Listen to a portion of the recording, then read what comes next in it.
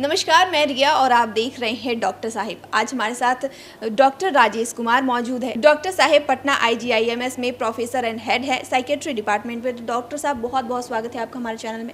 Thank you. आज हम जानने वाले हैं और इसमें ये भी जानेंगे कि हमारे कुछ दर्शकों का भी सवाल है। तो बाइपोलर के बारे में हम शुरुआत करना चाहेंगे कि ये बीमारी जो है ये क्या है और कैसे लोगों को परेशान करती है। देखिए, बाइपोलर जैसा कि नाम से ही आपको लग रहा होगा कि इसमें दो पोल होते हैं।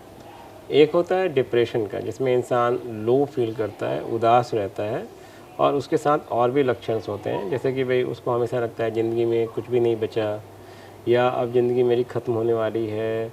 हमेशा उसके मन में ऐसे ख्याल आना कि मैं कुछ भी नहीं कर सकता, जिसको हम लोग कहते हैं डिप्रेशन। तो एक लो हुआ, और एक होता है हाई, जिसे मेनिया कहते हैं, जिसमें इंसान बिल्कुल विपरीत, मतलब हमेशा अत्यधिक खुश रहना, ऐसा लगना कि ज़िंदगी में सब कुछ कर सकता हूँ, एक्सेस एनर्जी आ जाना, और उन्हें लगता है कि दुनिया की हर चीज़ मैं अचीव कर सकता हूँ। ये होता है मेनिया। तो ये जो दोनों पोल होते हैं, डिप्रेशन और मेनिया, ये बाइपोलर डिसऑर्डर के दो पोल होते हैं, जिसके नाम पे ये बाइपोलर नाम पड़ा। ये बाइपोलर की बीमारी हमारे देश में, या हमारे मतलब अगर हम विश्व की बात करें, तो 2 से 3% लोगों को ये बीमारी होती है। और ये बीमारी काफ़ी कॉमन भी है और काफ़ी ज़्यादा परेशान करती है, क्योंकि इंसान इसमें दो पोल के बीच में झूलता रहता है। और इसका इलाज है, अगर आप कहेंगे तो मैं इसके जो लक्षण होते हैं, जैसे मैंने बता दिए, मेनिया का होता है कि इंसान बहुत खुश रहता है, डिप्रेशन का इंसान बहुत उदास रहता है, और कई बार डिप्रेशन में ये भी देखा जाता है कि इंसान के मन में सुसाइडल थॉट्स भी आते हैं।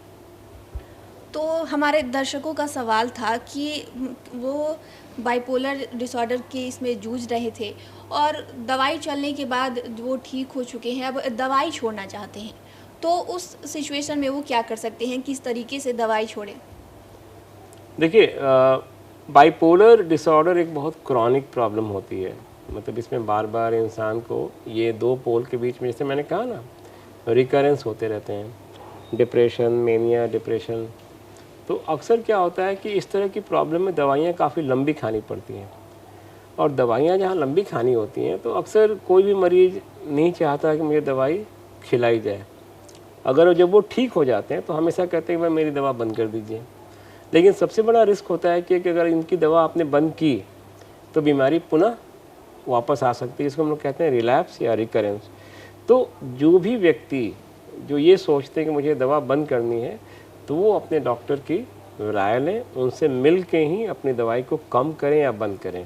अपने आप से ऐसा ना करें, क्योंकि ये काफ़ी खतरनाक सिद्ध हो सकता है। ये दवाइयों की वजह से ज़्यादा लोगों को नींद आती है, तो इस सिचुएशन में वो क्या कर सकते हैं और ऐसा क्यों होता है कि जो दवाई लेते हैं उसके बाद उन्हें नींद आती है?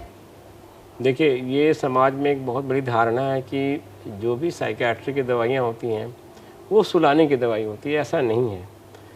कई बार वो दवाइयाँ अपने ट्रीटमेंट प्रोसेस के तहत वो नींद आ सकती है, but they are not sleeping pills. तो ये जो समाज में मिथ्या है कि जितनी भी साइकियाट्री की दवाइयाँ सब नींद लाती हैं, कई लोग इस बात को मानते हैं, बट मैं साइंटिफिकली कह दूं कि ये दवाइयाँ नींद की दवाइयाँ नहीं होती हैं।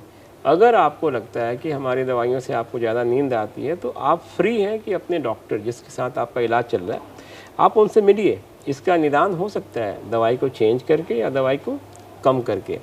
लेकिन अगेन द बॉटम लाइन कि दवाई को अपने आप से कम या बंद न करें। तो अगर किसी को बाइपोलर की समस्या हुई है, बाइपोलर डिसऑर्डर हुआ है, तो उन्हें क्या करना चाहिए? जैसे इलाज कराया जा रहा है, तो इलाज के दरमियान वो क्या कर सकते हैं? देखिए, जैसे मैं आपको एक मैसेज दे दूं आपके चैनल के माध्यम से कि मेंटल इलनेसेस जितनी भी हैं, ये सब का इलाज संभव है। आज से 50 साल पहले मानसिक बीमारियों के बारे में जो सोच थी कि एक तो मानसिक बीमारियां जो होती हैं वो रियल बीमारियां नहीं होती हैं, मानसिक बीमारियों का कोई इलाज नहीं है, इसमें सिर्फ रोल है तंत्र मंत्र विद्या से लोग ठीक होते हैं। आज भी कई लोग इस तरह के ट्रीटमेंट पे भरोसा रखते हैं, जैसे कि भाई ओझा तांत्रिक के पास जाते हैं। लेकिन बाइपोलर डिसऑर्डर का इलाज पूर्ण रूप से संभव है, और इसका ट्रीटमेंट आप किसी अच्छे अस्पताल में एक क्वालिफाइड साइकियाट्रिस्ट से करवाएंगे तो आप बिल्कुल ठीक हो सकते हैं। शुक्रिया डॉक्टर साहब, जो आपने बाइपोलर के बारे में हमारे साथ जानकारी साझा की, उसके लिए बहुत बहुत शुक्रिया। Thank you. तो आप डॉक्टर राजेश कुमार को सुन रहे थे, जिन्होंने इतनी सारी जानकारी हमारे साथ बाइपोलर के बारे में जानकारी साझा की है।